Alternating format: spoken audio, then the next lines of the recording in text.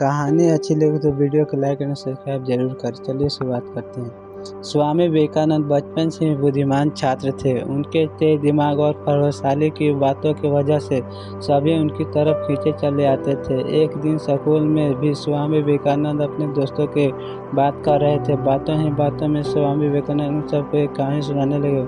उनके दोस्तों को कहानी अच्छी लग रही थी, इसीलिए सभी ने ध्यान से सुन रहे थे।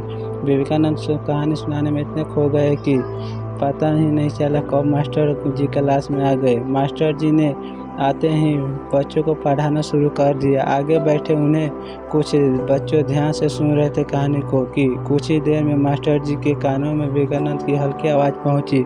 उन्होंने ऊंची आवाज़ में पूछी, कौन बात कर रहा है?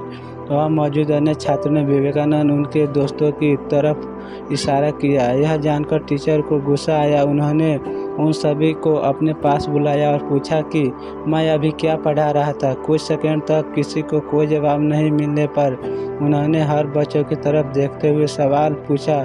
सबने अपनी नज़रें झुका ली। तभी टीचर विवेकानंद के पास पहुंचा। कहा, तुम्हें पता है मैं क्या पढ़ा रहा था? उन्होंने मास्टर जी को सही जवाब दे दिया।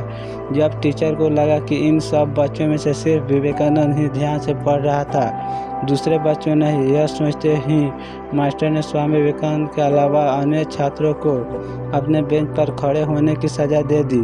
सभी ने टीचर की बात मान ली और बेंच पर खड़े हो गए।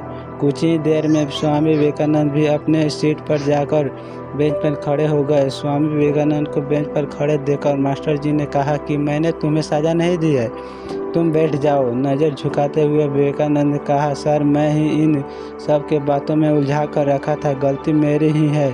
सज़ा न मिलने पर स्वामी विवेकानंद द्वारा सच बोलने पर सभी छात्र प्रभावित हो गए। इस कहानी से हमें यह पता चलता है कि हमेशा सच्चे बोलना चाहिए और सत्य का साथ देना। सच से बहुत कुछ हो सकता है।